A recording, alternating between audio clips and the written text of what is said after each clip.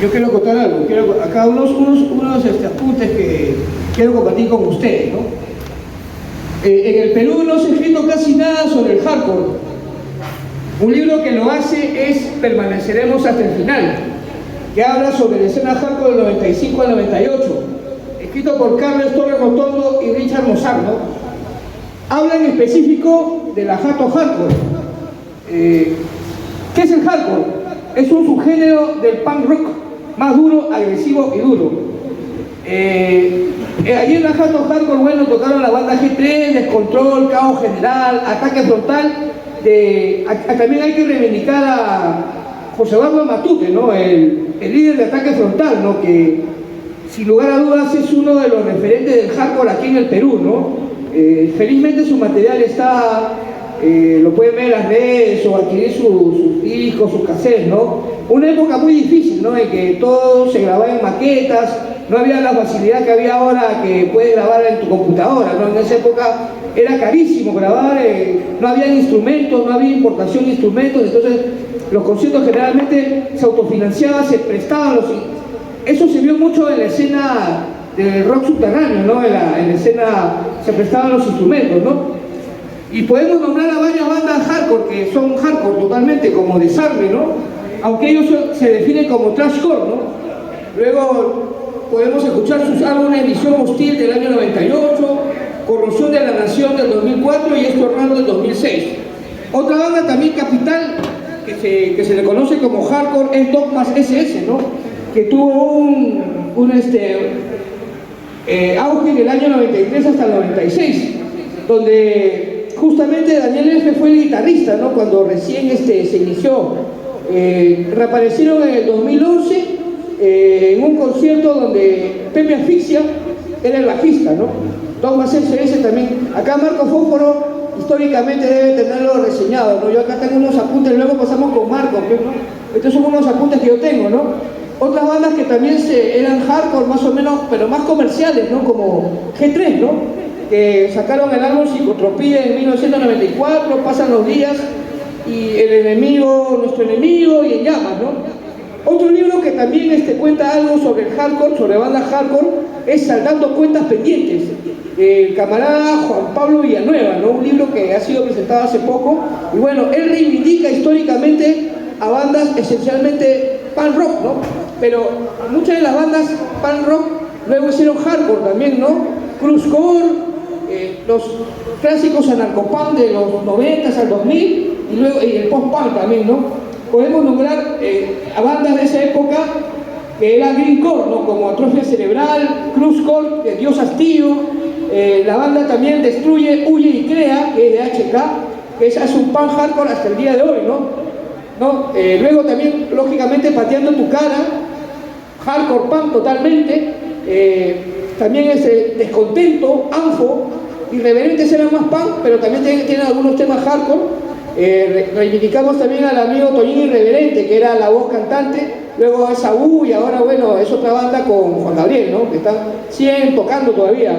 Otra banda de esa época, Paroximia y lógicamente Autonomía también, lo que hasta ahora sigue en el camino.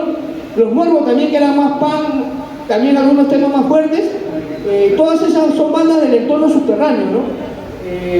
Que siguen hasta la actualidad, ¿no? Y yo creo que Marco Fósforo nos puede hablar más al respecto sobre la banda hardcore total, ¿no? Porque como las que van a tocar hoy día, ¿no? Que, por ejemplo, Caos, que tuvo su primer tiempo, luego fue Radio Criminal, luego más comercial, luego ya el Caos de ahora, ¿no? Y las demás bandas que están, ¿no? Como Los Recios, que también he visto de esa época, Caos Endémico, y bueno, Tomar Control no lo he visto, y Maestro Caníbal también, pero ellos son más fuertes que hardcore, ellos son Greencore, otro un género más potente que el hardcore. Entonces, acá tenemos a la enciclopedia viviente del rock subterráneo, Marco Fósforo, que va a hablar mucho más, ¿no? Estos son unos apuntes nada más que yo tengo, que estamos recordando esas bandas que son capitales, ¿no? Y ahora acá tenemos a Marco que nos puede hablar sobre el hardcore en el Perú. Todos conocen, pero acá se replican los estilos que nacen y acá lo recrean a su manera y en bajas condiciones. ¿Por qué prevaleció tanto el hardcore y el punk? La gente punk en Europa, cuando han escuchado a los punk del 83 al 88, decían, ¿qué es esto? Porque era rabioso, primitivo, recontra radical, y obviamente por la falta de condiciones no había guitarras y muy pocos músicos se esmeraban en sonar bien. El otro problema era que muy pocas bandas han continuado para perfeccionar su estilo. Entonces siempre gente nueva intentando hacer de cero otra vez. Por ejemplo, en los 90 cuando aparece Generación Perdida, y era bacán sus letras, ¿no? Eran anarquistas, pero su sonido sonaba a los chicos del 84, 85, el mismo sonido, mal tocado, mal cantado. ¿Por qué? Porque eran jóvenes que están haciendo de cero otra vez su música, aunque conocían una historia. ¿Y el hardcore por qué? Porque es básico, son cortos temas, básicamente son pequeños argumentos lanzados en gritos y han tenido subgéneros, ¿no? Como el greencore y qué sé yo. En los 90, por ejemplo, finales de los 80, los 90, apareció una manchita de chicos con la novedad del noise. Ahí estaba Cayorate, estaban varios chicos que ahora pertenecen, por ejemplo, Cayo a Dios Astigo. Y ellos trajeron lo que para nosotros era novedad, unos cassettes de 30 minutos por cada, y había 200 canciones en 30 minutos. Básicamente era pum, pum, pum, y era noise, y decía muerte a la música. Pero eso fue novedoso porque ya se conocía el hardcore como tal. Por ejemplo, Guerrilla Urbana en el 85 está haciendo un hardcore súper político, pero bastante primitivo, ¿no? Consignas generales, ¿no? Hablaba de este tipo de cosas. Solo eres una pose, te odio y te desprecio, ¿no? Contra los poseros.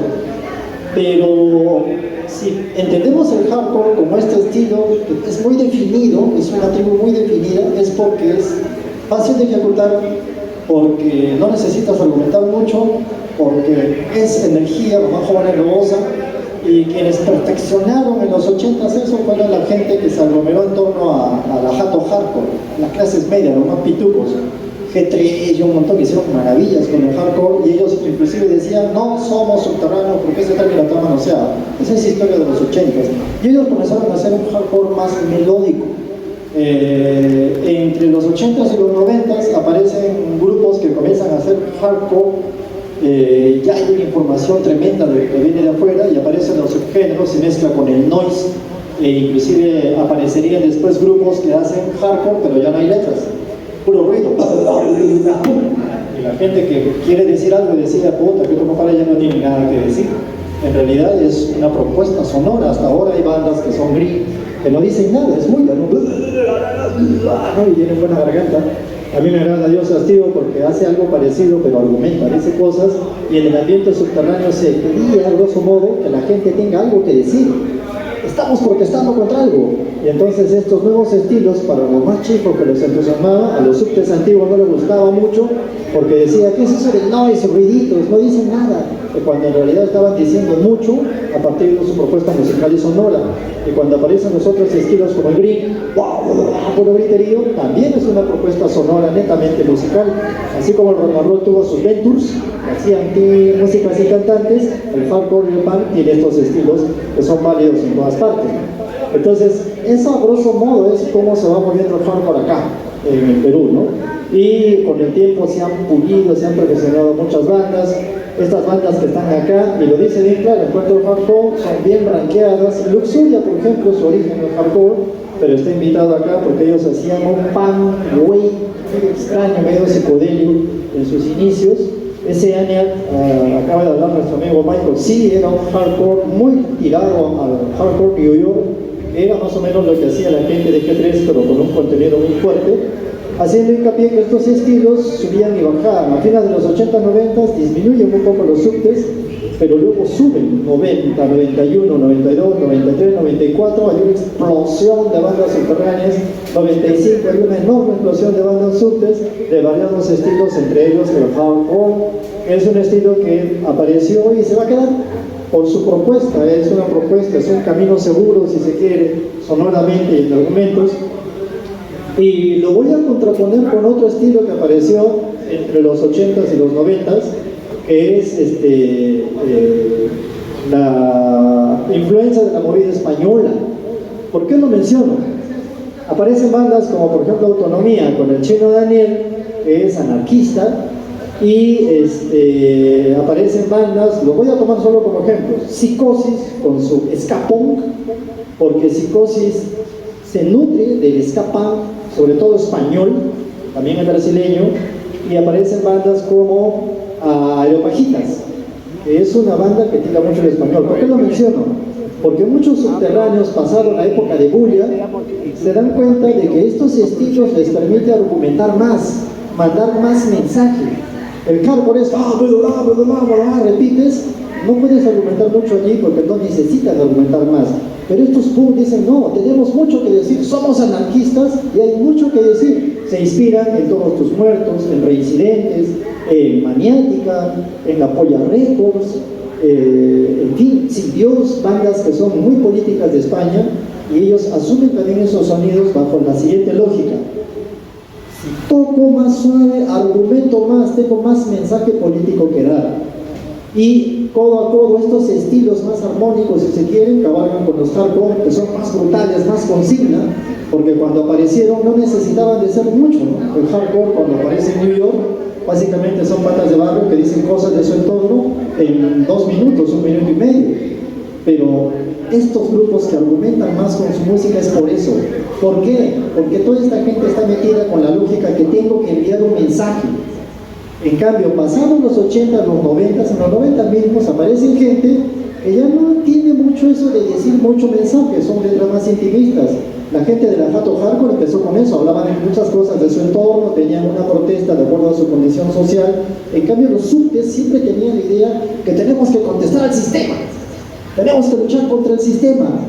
Y estas bandas hardcore y estas bandas punk de todos los estilos tienen esa idea en la cabeza, eso es lo que los nutre.